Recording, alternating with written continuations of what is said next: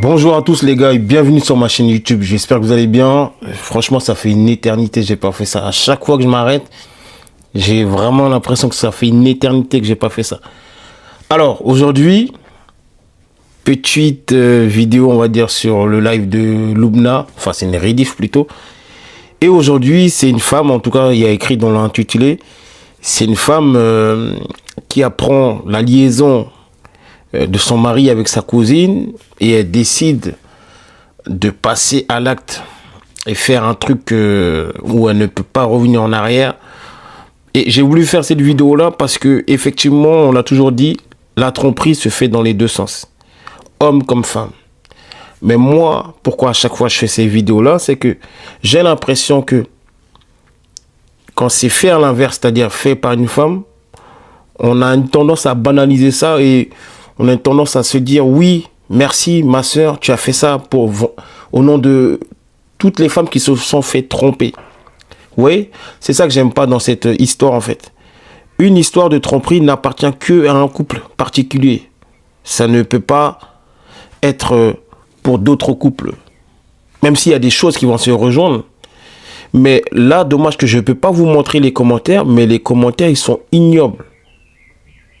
Les commentaires sont ignoble. Je vous promets que les commentaires, c'est une dinguerie. Moi-même, je les ai lus, j'ai dit, mais comment j'ai fait pour les lire? Et c'est tous à peu près la même chose. Ça veut dire que il y en a qui l'a félicité. Oui, mais ça dépend, il était habillé comment? Enfin, en fait, vous voyez, c'est les mêmes choses qu'on leur reproche ou que certains mecs qui sont dérangés posent comme question quand il y a des femmes qui se font agresser. Vous voyez? Et en fait, elles veulent refaire la même chose. Alors que là, non. Le gars, il t'a trompé avec ta cousine, certes. Mais pourquoi ne pas les quitter au lieu de foncer sur lui? Et c'est trop facile d'appeler Loubna et de dire ouais non, je me sentais pas moi-même, j'étais pas moi-même. Ben, donc t'es folle dès le départ alors. Enfin bref, écoutez, et de toute façon je réagis en même temps. Désolé, j'ai trop parlé.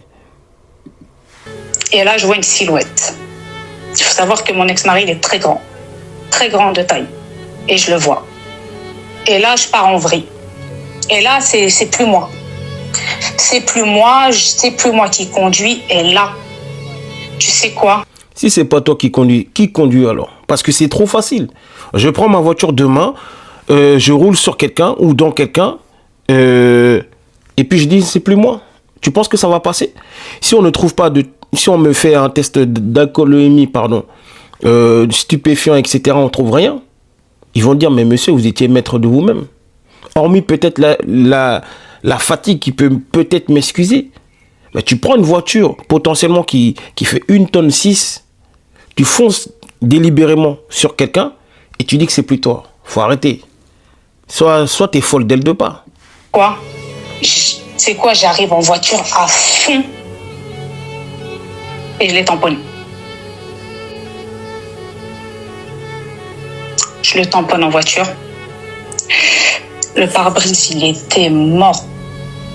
Et je fais quoi? C'est quand je te dis que c'était plus moi au volant, c'était plus moi au volant. Dans ma tête, j'ai vrillé. Et là, je fais une marche arrière. Et là, je fais comme si c'était un dos d'âne et je refais une marche avant. Et après, je suis partie, tu vois. Je suis partie. Et du coup...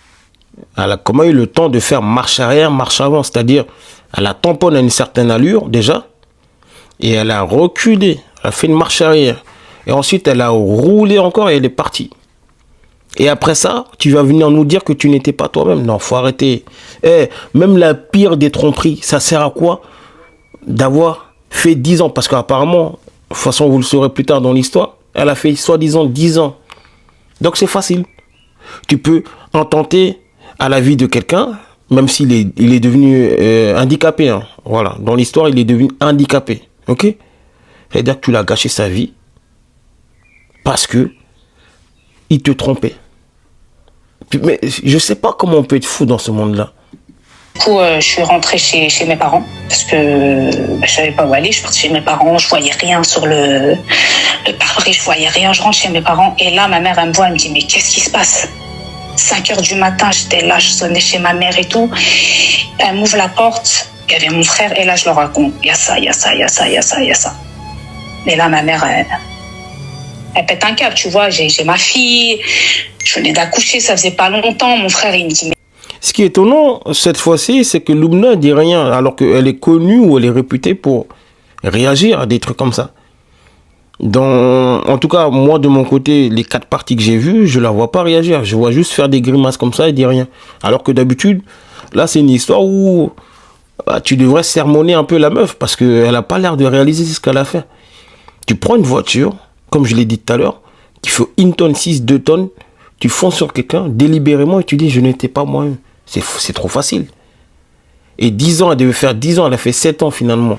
Vous connaissez les remises de peine, elle a eu 1 an de mandat de dépôt, enfin, etc. Mais bon, c'est vraiment une farce. C'est vraiment une farce. Et le mec, il est handicapé à vie. On écoute une autre partie, pardon. elle pète un câble, tu vois. J'ai ma fille, je venais d'accoucher, ça faisait pas longtemps. Mon frère, il me dit, mais t'es folle, pourquoi t'as fait ça et tout. En fait, j'ai vrillé. Je sais pas pourquoi j'ai fait ça, tu vois. Et du coup, je suis restée chez mes parents. Je savais ce qui allait se passer, tu vois. Donc après, les gendarmes, ils sont venus. J'étais là. Donc ils m'ont... Mais comment ils ont su que c'était toi, excuse-moi? Ils ont su parce que l'autre, elle a dû me voir. C'est sûr, c'était devant chez elle. Vous avez vu, dans toute l'histoire, de toute façon, vous allez écouter les autres parties, aucun regret de ce qu'elle a fait. Je vous promets, aucun regret. Elle parle juste de la tromperie en elle-même, pas de son ex-mari qu'elle a écrasé, parce qu'il faut dire les termes, elle a écrasé.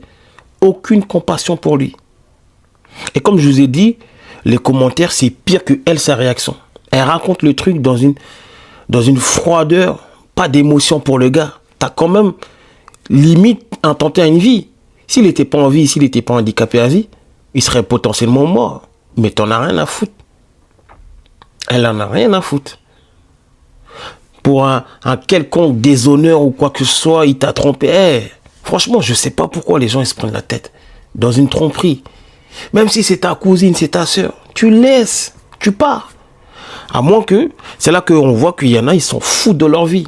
Ils préfèrent passer toute leur vie peut-être derrière les barreaux que quitter une personne. Mais bon, ça on est en France. Hein. Le même acte au States, et c'est pour ça que bon, je suis jamais d'accord avec les States souvent, hein, mais au moins sur les peines, la même peine, elle aurait pris une peine de fou. Et ça l'aurait fait réfléchir à 2 fois avant de refaire la même chose. Mais ici, tu peux faire 10 ans, soi-disant 10 ans, et elle est déjà sortie. 7 ans, elle a fait 7 ans, bam, voilà, c'est fini. Tranquille, voilà. La belle vie, hein. Franchement. Je sais que c'est elle de toute façon, tu vois. Donc ils sont venus, ils m'ont embarqué, ils m'ont ramené au commissariat. Donc j'ai été auditionnée et tout ça. J'ai fait 96 heures de garde à vue, j'ai été déférée. Et là, j'ai été mise en examen pour, tu sais quoi, avec préméditation. Ouais. Et là, voilà, là, ça commence, c'est le début des problèmes, en fait, tu vois. Donc, j'ai fait 1 an de mandat de dépôt. Et donc, après, j'ai été jugée au bout d'1 an. Seigneur Dieu du ciel. Et j'ai pris 10 ans. J'ai pris 10 ans. Et là, je suis tombée des nues, en fait. Je vous ai dit, hein, c'est très très étonnant que Lubna ne réagisse pas. Aucune émotion, enfin bon, à part ses grimaces, mais d'habitude, ça c'est les épisodes où elle remet les gens en question. Elle les remet à leur place. Mais là, rien, bizarrement. Elle écoutait une histoire basique. On dirait que c'est normal à peu près. Hein. Je crois. Hein. Et là, je suis tombée des nues, en fait. Après, j'ai réalisé, tu vois, mais sur le coup, je savais que j'allais avoir des problèmes, tu vois, mais c'est après, tu vois, parce que là, après, tu penses ta fille, tes parents, ta famille. Mais excuse-moi, ma chérie, le mec, il est... Allah yarhamou, ou là, il est encore avec nous? Non, il est encore avec nous, mais il est handicapé. Fauteuil roulant. Seigneur Dieu du ciel. Ouais, mais tu sais, moi, comme je t'ai dit, je suis très gentille, très patiente. Mais là, c'était plus... On n'en a rien à foutre que tu sois patiente, gentille, etc. Au fond de toi, t'es folle. Et c'est ça que je reproche à beaucoup d'hommes. Cette envie, à chaque fois, de vouloir sortir avec des femmes qui sont folles. Souvent, elles vont vous montrer leur côté folie ou côté folle, mais vous allez y aller quand même. Là, c'est de la folie. T'as trompé la mauvaise personne. Et regarde ce qui arrive. Moi, en tout cas, après, je ne représente pas tout le monde. Je tiens tellement à ma vie. Si j'apprends une tromperie comme ça, non, je vais rien faire. Je vais aller séquestrer le gars, je vais aller me battre avec lui. Non, je vais aller taper la fille. Non, jamais. Non. La vie est trop courte. Pourquoi se prendre la tête? plus moi en fait. Tu vois, quand je l'ai vu, avec tout ce qu'on a... Putain, mais tout ce qu'on a vécu, puisque mon père, il voulait pas qu'on se marie. Il voulait pas, non, non, non, il est trop âgé. Non, mes frères, pareil, non, non. Et moi, j'ai dit, soit c'est lui. Excuse-moi, parce que tu peux... T'es musulmane ou pas? Je l'étais pas avant et là, oui. D'accord. Ouais, comme par hasard. Avant l'acte, tu l'étais pas et après, tu l'es. Ouais, bah oui. Ouais. La religion qu'on veut. Est-ce que tu peux jurer que ton histoire, elle est vraie? Parce que dans les commentaires, ils y croient pas. Wallah que c'est vrai. J'ai aucun intérêt de t'appeler et de te raconter ça si ça serait pas vrai, tu vois. Moi, très sincèrement, j'y crois à son histoire. Parce que j'ai déjà entendu une histoire pareille. Bien sûr que c'est plausible son histoire. Bien sûr que c'est possible. Et des tarés, il y en a plein. Des tarés, il y en a plein. Donc finalement, c'est toujours comme ça en fait. Oui, où va la tromperie, où mène la tromperie, c'est qu'on s'en prend à la personne qui a trompé. Et non pas à la personne qui était complice aussi. Pourquoi tu n'as pas fait des dingueries à ta cousine? Bizarrement. Hein? Bizarrement, tu n'as rien fait à ta cousine. Ta cousine savait que c'était ton mari. Oui, ton mari savait que c'était ta cousine.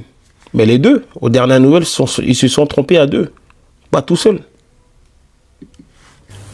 Et le bout là, coup, il est sur un 4x4 roulant. Ouais. J'ai plus de nouvelles, j'ai pas de contact. J'avais une fille avec lui, du coup.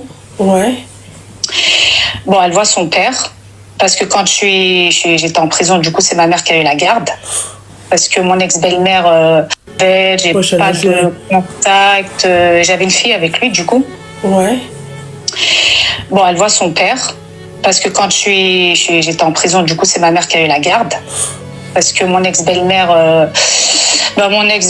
elle voulait pas voir la petite parce que soi-disant qu'elle ressemblait à sa mère. Et quand elle regardait la petite, elle pensait à moi qui a fait ça à son fils. Et la petite, elle l'a vécu comment?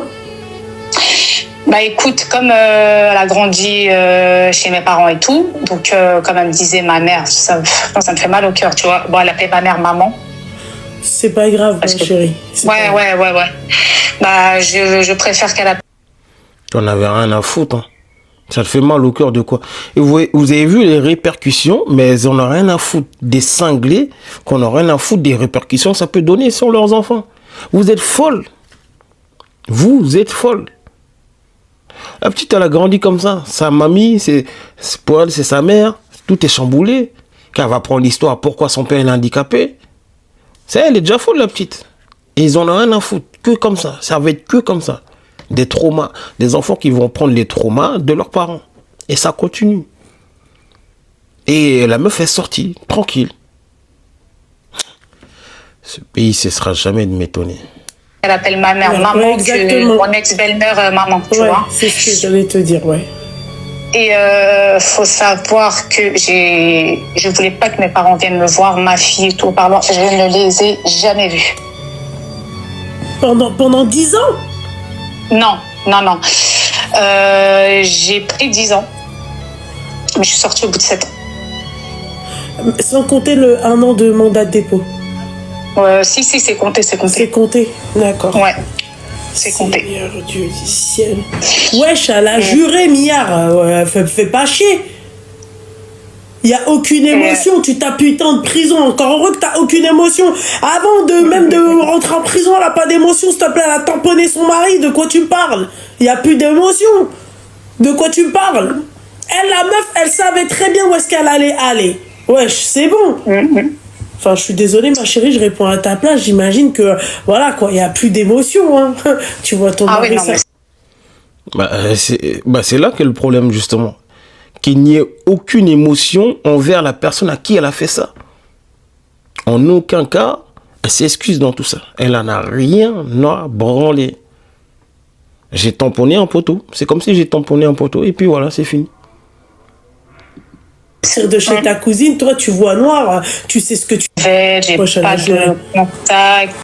Enfin bref, vous avez vu que, encore une fois, on nous montre que la tromperie peut être prise de différentes façons. En tout cas, on ne réagit pas tous pareil. Mais moi, si je peux vous conseiller, en tout cas, c'est que mon humble conseil. Je suis juste une petite poussière dans ce monde-là de 7 milliards de personnes. Faites attention à vous. Faites attention à vous. Les gars, ne trompez pas la mauvaise personne. Et même si vous le faites, cassez-vous. Parce qu'il y a des folles comme ça. Et pour les folles, là, allez-y en psychiatrie. Parce que c'est vraiment de la folie. Comment tu peux faire ça? Et le gars, s'il était vraiment parti de l'autre côté, tu aurais fait comment? Et bon, de toute façon, je dis ça, mais elle en avait rien à foutre déjà. Ah là là, les gars, je sais que c'est beau. Hein. Vous voulez jouer avec votre bangala souvent, mais il y a des red flags qu'il faut voir.